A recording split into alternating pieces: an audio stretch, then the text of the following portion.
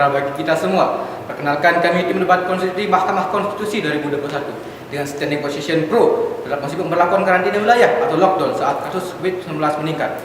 Saya, Hamdan Nuwafi Abdullah selaku penjara pertama dan Nabila Aprilia Lasati selaku penjara kedua, serta Lalu Megatri Sandi selaku penjara ketiga. Salus populi super malek esto, makmuran dan sejahtera rakyat adalah hukum yang tertinggi dalam suatu negara. Pembukaan Undang-Undang Dasar Negara Republik Indonesia tahun 1945 alinea keempat menyatakan bahwa salah satu tujuan negara Republik Indonesia adalah untuk memajukan sejahtera bangsa. Hal ini senapas dengan filosofi dalam konsep welfare state yang meletakkan tanggung jawab terhadap kesejahteraan rakyat, termasuk kesejahteraan kesehatan seluruh lapisan masyarakat, dan mutlak menjadi tanggung jawab negara. Dalam jumlah kasus positif di Indonesia per tanggal 24 Oktober 2021 berjumlah lebih dari 4 juta orang, dengan penambahan kasus positif baru berjumlah 623 orang. Sedangkan jumlah kasus meninggal dunia akibat terpapar COVID-19 jumlah 143.205 orang dengan tambahan kasus meninggal dunia yang berjumlah 29 jiwa. Kemudian jumlah kasus positif di seluruh dunia per tanggal 24 Oktober 2021 berjumlah lebih dari 219 juta orang, sedangkan jumlah kasus meninggal dunia yakni lebih dari 4 juta orang.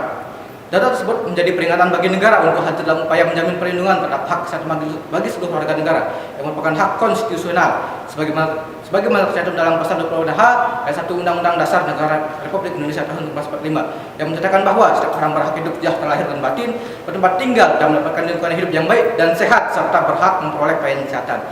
Ini menjadi dasar bangunan argumentasi kami bahwa negara harus hadir di garda terdepan dalam kebijakan karantina wilayah pada saat pandemi COVID-19.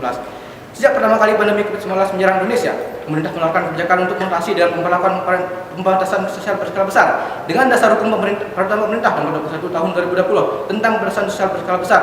Pemerintah mengeluarkan kebijakan memperlakukan pembatasan kegiatan masyarakat dengan level skala 1 hingga 4. Mas Dalina Pada dari Perhimpunan Ahli Epidemiologi Indonesia mengatakan, desain pengendalian pemerintah sejak awal tak keliru, pembatasan baik atas nama PPKM ataupun PSBB tidak efektif sehingga penularan COVID-19 menjadi tidak terkendali.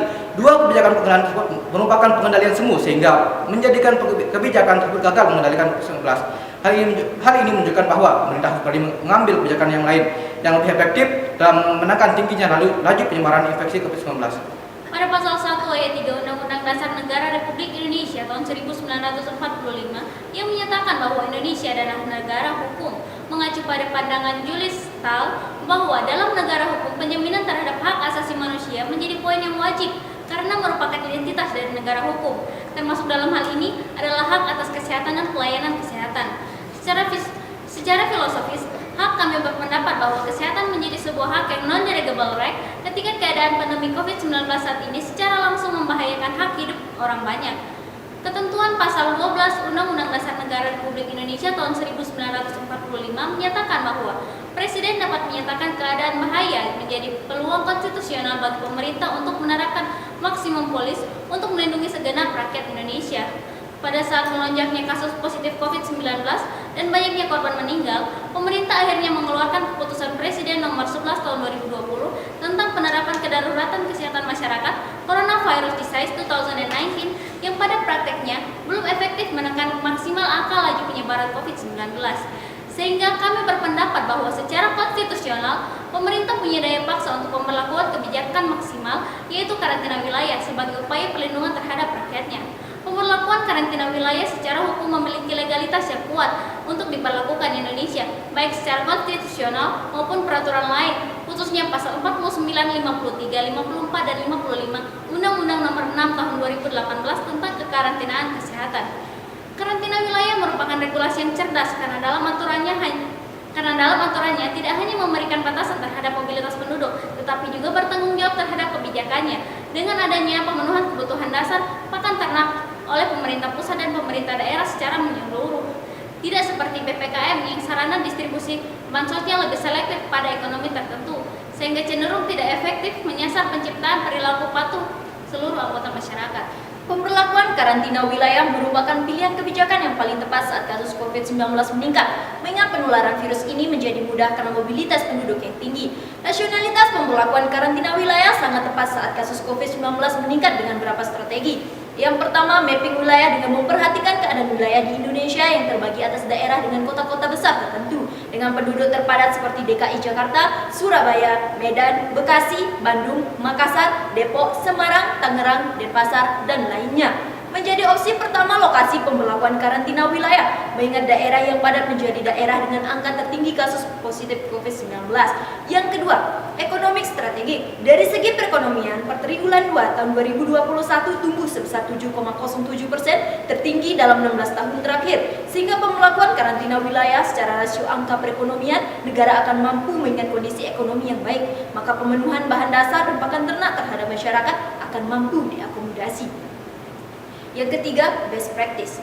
Melihat dari efektivitas pemberlakuan karantina wilayah yang berhasil di negara lain dalam menekan kasus COVID-19 seperti Cina, Korea Selatan, Taiwan, Selandia Baru, dan yang lainnya. Yang keempat, syarat utama pemberlakuan karantina wilayah sebagaimana yang tercantum dalam pasal 10-14 Undang-Undang Nomor 6 Tahun 2018 tentang kekarantinaan kesehatan pun sudah terpenuhi, yaitu terkait penentuan status darurat kesehatan oleh pemerintah pusat dan pembentukan satuan tugas untuk melakukan tindakan yang mengatasi wabah secara khusus dalam upaya mengatasi COVID-19. Telah dibentuk gugus tugas percepatan penanganan COVID-19. Pada akhirnya kami berdiri pada posisi pro terhadap pemberlakuan karantina wilayah pada saat angka COVID-19 meningkat. Hal ini sejalan dengan Marcus Tullius Cicero yang menyatakan bahwa salus populis suprema lex exto, di mana keselamatan rakyat adalah hukum tertinggi.